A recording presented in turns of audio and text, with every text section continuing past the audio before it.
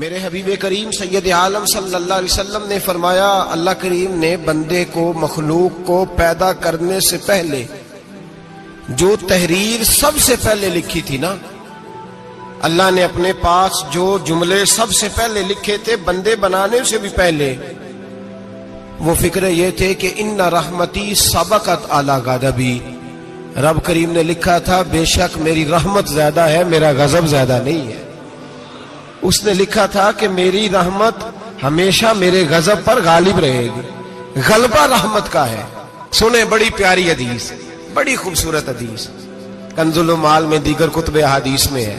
حضرت ابو ہریرہ رضی اللہ تعالیٰ عنہ فرماتے ایک بابا جی نبی پاک کی بارگاہ میں آئے، اور جب وہ واپس جانے لگے تو میں نے عمر پوچھی تو عمر تھی 96 سال۔ کہتے ہیں بزرگ جب آئے نا تو یہ بھویں جو ہے نا ان کی سفید ہو کے تو یوں آنکھوں پہ آ گئی، بڑی چھڑی بابا جی نے پکڑی ہوئی اور دونوں ہاتھ پکڑ کے نا چھڑی کے اوپر جھکے ہوئے ہیں ایک جانب، قربان جاؤں۔ کہتے ہیں جب وہ بزرگ مسجد میں داخل ہوئے تو میرے رسول نے کھڑے ہو کے استقبال فرمایا، کھڑے ہو، اور نبی کریم صلی اللہ علیہ وسلم نے آگے بڑھ کے بابا جی کو بازو سے پکڑا اور بٹھایا، حضور بیٹھ گئے۔ کہا بزرگوں کیسے آئے ہو؟ تو کہتے ہیں وہ بابا جی بات کرتے تو آنکھ کھول کے پہلے حضور کا چہرہ دیکھتے، پھر وہ بات کرتے تو ان کے لب و لہجے کے اندر بڑی پریشانی، بڑی تکلیف، بڑی مایوسی۔ عرض کرنے لگے یا رسول اللہ، حضور زندگی ساری گناہوں میں بیت گئی ہے، حضور غلطیاں ہی غلطیاں، یاد ماضی عذاب ہے، یا رب چھین لے مجھ سے حافظہ میرا۔ اے اللہ کے رسول بڑی لمبی فہرست ہے، پاپ ہی پاپ ہے، کالے سیاہ دفتر ہے۔ یا رسول اللہ صلی اللہ علیہ وسلم جب پلٹ کے دیکھتا ہوں حضور مجھے نیکی دکھائی نہیں دیتی۔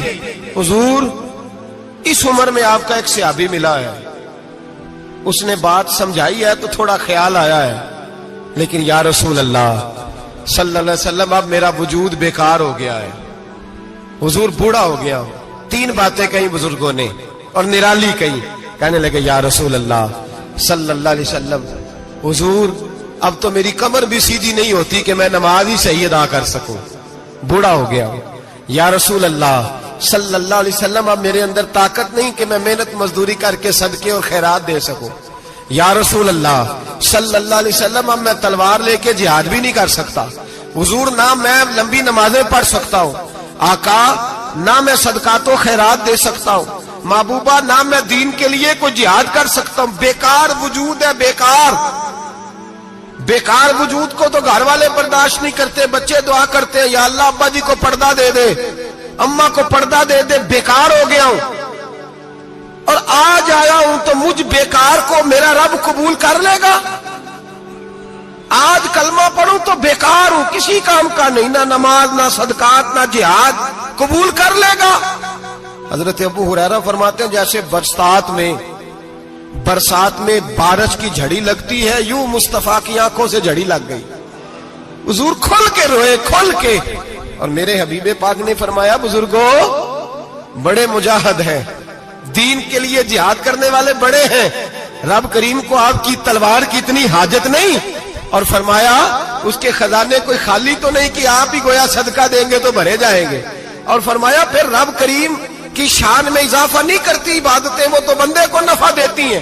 میں بزرگوں نہ آپ جہاد کریں نہ آپ صدقات دیں، لا لمبی نمازیں پڑھیں، آپ صدق دل سے آ جائیں، اللہ کے رسول کا وعدہ ہے رب آپ کو بغیر حساب کتاب جنت عطا فرما دے گا۔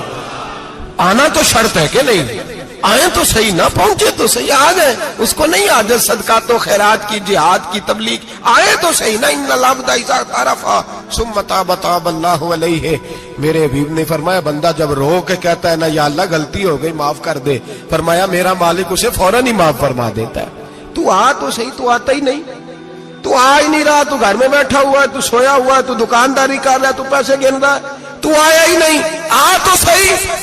بلکہ میرے نبی پاک فرماتے ہیں جب اللہ پاک کا بھاگا ہوا غلام آتا ہے پھر تو اللہ زیادہ راضی ہوتا ہے، پھر تو اللہ زیادہ راضی ہوتا ہے، زیادہ راضی ہوتا ہے، تو آ تو صحیح، پہنچ تو صحیح۔ بلکہ صوفیاء تو اور بات کرتے ہیں، وہ کہتے تو کبھی بھول کے بھی رب رب کرے تو اللہ تو اسے بھی قبول کر لیتا ہے، بھول کے۔ ملا رومی کہتے ہیں بنی اسرائیل کا بندہ ہے، सनम पत्थर को कहते हैं, बुत को कहते हैं। बुत के सामने खड़ा है और सारी रात कहता है या सनम या सनम या सनम, ए पत्थर ए बुत, सारी रात पुकारता रहा। रात गहरी हो गई, नींद का गलबा थक गया, सोने के करीब आया तो गलती से मुंह से निकल गया या समद, या सनम की जगह निकल गया। रब करीम ने फरमाया जिब्रील दौड़ के जा, जो मांगता है इसे दे दे। हजरत जिब्रील अर्ज करते हैं मौला भूल के तेरा नाम ले रहा है, भूल के ले रहा है।